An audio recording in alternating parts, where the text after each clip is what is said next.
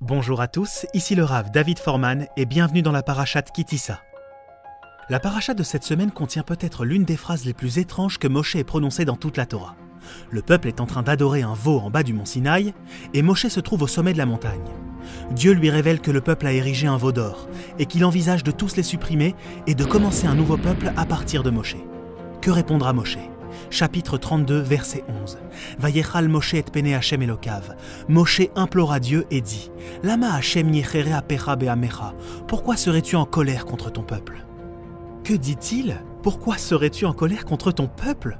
Ils devraient bientôt recevoir la Torah et ils sont en train de danser autour d'un veau d'or, une idole faite de leurs propres mains. Et toi, Moshe, tu as la chutzpah de demander à Dieu pourquoi serais-tu en colère contre ton peuple ? Mais qu'est-ce qu'il raconte ? Si on devait faire un sondage auprès de 100 personnes et qu'on leur demanderait de donner le meilleur argument possible que Moshe aurait pu donner pour sauver le peuple juif à ce moment-là, personne n'aurait répondu ce que Moshe a dit. Alors comment comprendre cela ? Alors selon vous, qu'est-ce que Moshe aurait pu dire à Dieu à ce moment-là ? Le Ramban, Nachmanide, pose une question fondamentale à propos de la rencontre entre Moshe et Dieu et des conséquences du veau d'or. Ramban soutient que la stratégie de Moshe aurait dû être plus simple. Chacun sait que si on fait une faute grave, la seule solution est la teshuva, la repentance. Et la repentance contient une étape qu'on appelle le vidouille, admettre qu'on a fait une erreur.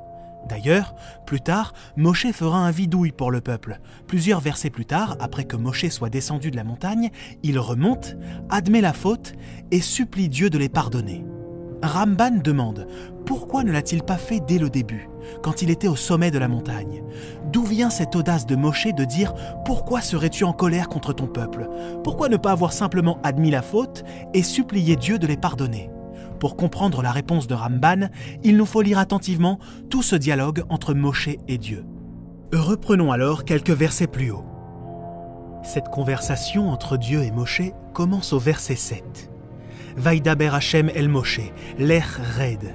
Dieu était avec Moshe pendant 40 jours au sommet de la montagne, puis subitement, Dieu lui dit « Va, descends, kishiret amecha asher eheleta me'eretz Mitzraïm, car ton peuple, celui que tu as fait sortir d'Égypte, s'est corrompu. » Il y a 2 signaux d'alerte dans ce verset. Le premier, c'est le mot « shiret ». Ce mot nous rappelle une histoire courte dans le Chumash, mais ô combien terrible. C'est le mot qui préfigure le déluge. Dieu regarda la terre, veine nishrata, et voilà qu'elle était corrompue, qui ishrit kol basar et darko ala haaretz, toute créature ayant perverti sa voie sur la terre. Voilà les mots qui annonçaient le déluge. Et maintenant, l'ech red, descend Moshe, qui shiret amecha, parce que ton peuple s'est corrompu. La dernière fois qu'il y a eu corruption, c'était la fin. Cette fois, Dieu a l'air de dire que ça pourrait aussi être la fin. Relisons ensemble ces paroles. L'ech red, qui shiret amecha asher eheleta me'eretz Mitzraïm. Descends, car ton peuple Moshe s'est corrompu. Comment ça, ton peuple ? Ce n'est pas aussi le peuple de Dieu ? Dieu a l'air de vouloir se séparer de ce peuple. Tiens, qu'est-ce qu'on fait avant de détruire ? On se sépare. Ce sont des signes très inquiétants. En continuant notre lecture, on verra que l'implicite va devenir explicite. Dieu continue. Saruma er minaderer asher tzivitim. Ils ont rapidement quitté la voie que je leur avais prescrite. Asulahem egel masecha. Ils se sont fait un veau de métal. Vaishtachavulo, vaisbechulo. Ils se sont prosternés devant lui. Ils lui ont offert des sacrifices. Vayomru, et ils ont dit Ele Elohecha Israël, asher ehelucha me'eretz Mitzraïm. Voilà ton Dieu Israël qui t'a fait sortir d'Égypte. C'est donc l'acte d'accusation. Puis arrive quelque chose d'intéressant. Vayomer Hashem el Moshe, Dieu dit à Moshe, Raïti et Amazé, Veine am kesheoref ou. J'ai vu ce peuple, dit Dieu, et je vois qu'ils ont la nuque raide. Ce verset contient une subtilité plutôt étrange. Il commence par Vayomer Hashem el Moshe, Dieu dit à Moshe. Mais Dieu était justement déjà en train de parler à Moshe. Moshe se taisait. Alors pourquoi faut-il dire à nouveau et Dieu dit à Moshe ? Il semble donc que ce n'était pas un long discours, mais plutôt 2 déclarations séparées de Dieu. La première, c'est l'acte d'accusation. Puis, il y a une pause, et cette pause, c'est le silence. Donc Dieu continue et fait la 2e déclaration. Mais qu'est-ce qui aurait dû se passer pendant ce silence ? Que pouvait-il se passer pendant ce silence ? En réalité, Dieu agissait comme un procureur, celui qui prononce l'acte d'accusation. Moshe a eu l'occasion d'agir comme l'avocat, celui qui défend, mais il est resté silencieux. parce que rien ne pouvait les excuser. Comment défendre ceux qui ont fabriqué le veau d'or? Et parce que l'avocat est resté silencieux, alors le procureur continue avec la seconde déclaration. Et cette deuxième déclaration n'était pas un acte d'accusation, c'était une condamnation. Vayomer Hachem el Moshe, Dieu dit à Moshe, j'ai vu ce peuple, et je vois qu'ils ont la nuque raide, ils ne changeront pas. Veata, Anichali, laisse-moi seul, Vaïchar apibahem, laisse s'allumer ma colère contre eux, Vaachalem, et que je les anéantisse. Ve'ese otecha le goy gadol, et je ferai de toi un grand peuple, je vais recommencer avec toi, Moshe. Voilà donc la condamnation prononcée par Hachem. On dirait bien que les jeux sont faits. Il y a une accusation mais aucune défense. Il y a une condamnation et il y a une sentence. Mais Moshe ne baisse pas les bras. Tout n'est pas fini. Oui, celui qui n'avait pas réussi à défendre le peuple va prendre la parole. Soyons attentifs à ce que Dieu dit. Veata, Anichali, laisse-moi seul, Vaïchar apibahem, et laisse s'allumer ma colère contre eux. Pourquoi Dieu a-t-il demandé qu'on le laisse seul? Rachi réagit et explique que Moshe a déduit quelque chose de ces mots. « Laisse-moi seul et je vais les anéantir. » Et si je ne te laisse pas seul, Dieu, peut-être que tu ne vas pas les détruire? Si je reste ici avec toi, que va-t-il se passer? Très bien, alors je ne te laisserai pas seul. Et ça nous amène tout droit au commentaire du Ramban. Le Ramban dit que si on veut comprendre ce que Moshe faisait au sommet de la montagne, on doit comprendre qu'il ne pouvait pas présenter des excuses au nom du peuple. Bien sûr, c'est vrai que s'excuser est le seul moyen efficace pour effacer la faute, mais on ne peut pas présenter des excuses pour des gens qui sont encore en train d'adorer le veau d'or. Dans ces circonstances, s'excuser, ce serait risible. La seule chose que Moshe pouvait faire, c'est descendre de la montagne et faire en sorte que le peuple prenne conscience de son erreur et détruise le veau d'or, puis remonter au sommet et enfin s'excuser pour eux. Mais il y a un petit problème face à ça. Dieu avait dit « Anichali, laisse-moi seul et je vais les anéantir ». Ça veut dire qu'à la seconde où Moshe s'en irait, qu'est-ce qui se passerait?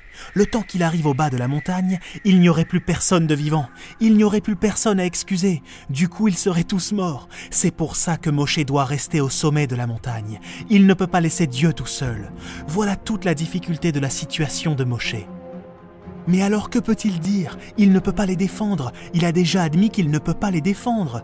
Il ne peut pas présenter des excuses en leur nom parce qu'ils sont encore en train de fauter. Et il ne peut pas non plus aller vers eux et les éveiller à faire teshuva. Il doit rester, mais il n'a rien à dire. Alors que dit-il? Il dira une chose incroyable. Pourquoi serais-tu en colère contre ton peuple? Que cherche Moshe en disant ça? Pourquoi serais-tu en colère, Hachem, contre ton peuple? Il faut maintenant que vous compreniez la différence fondamentale entre les deux mots hébreux pour dire « pourquoi », lama et madoua. S'il existe deux mots, c'est qu'ils ont une signification différente. Madoua vient du mot mada, c'est le pourquoi scientifique. Qu'est-ce qui est arrivé dans le passé pour provoquer l'état actuel des choses? Quand Moshe observe le buisson ardent, madoua lo ivar asséné. Qu'est-ce qu'il y a dans ce buisson qui fasse qu'il ne se consume pas? C'est une question sur le passé qui pourrait expliquer le présent. Mais il y a une autre sorte de pourquoi, le lama. Le mot lama est une contraction de lema. Vers quoi? Pourquoi? Dans quel but? C'est une question sur le futur. Lama signifie dans quel but? Oui, Dieu, je sais ce qui est arrivé et ce qui t'a mis en colère. Ce n'est pas là ma question. Ma question c'est, où cette colère va-t-il nous amener? Lisons la suite. Lama yechere apecha be'amecha. Moshe dit, pourquoi serais-tu en colère contre ton peuple? Arrête de dire que c'est mon peuple, c'est ton peuple. Tu es attaché à eux, que tu le veuilles ou non. Est-ce que tu sais pourquoi? Parce que Asherot-Seta Me'eretz Mitzraïm, c'est le peuple que tu as fait sortir d'Égypte. Ton destin est lié au leur. Bekoar Gadol Uviat Razaka, tu les as fait sortir avec un bras étendu et tu as publiquement revendiqué ce peuple comme étant ton peuple. Tu sais ce qui se passerait si tu décidais de les détruire? Lama Yomru Mitzraïm les morts Be'ara Otsiyam. L'Égypte dira que tu les as fait sortir avec de mauvaises intentions, les Harogotam Be'arim, pour les tuer dans les montagnes, ou les Chalotam Me'al Penea Adama, et pour les anéantir. Tu n'es pas assez puissant pour les maintenir en vie. Non seulement l'Égypte, tes ennemis, ne comprendront pas, mais pas seulement. Zechor les Avraham, les Israël ou l'Israël Avadecha. Souviens-toi d'Avraham, d'Yitzhak et de Yaakov. Qu'est-ce que tu vas leur dire? Asher nishba'at lahem bar, à qui tu as juré, Arbe et Zarachem kechorve hashamaim. Je ferai votre postérité aussi nombreuse que les étoiles du ciel. Et qu'est-ce que tu comptes faire maintenant? Anéantir tout le monde et recommencer avec moi? J'irai sur la terre promise seul avec mes deux fils Gershom et Eliezer. C'est ça les étoiles du ciel? Avraham et Yitzhak n'en seront pas impressionnés. Dieu, tu n'as pas le choix. Regardez le génie de Moshe. Qu'est-ce qui pouvait arrêter l'être le plus puissant de l'univers de détruire le peuple à cause de leur affront?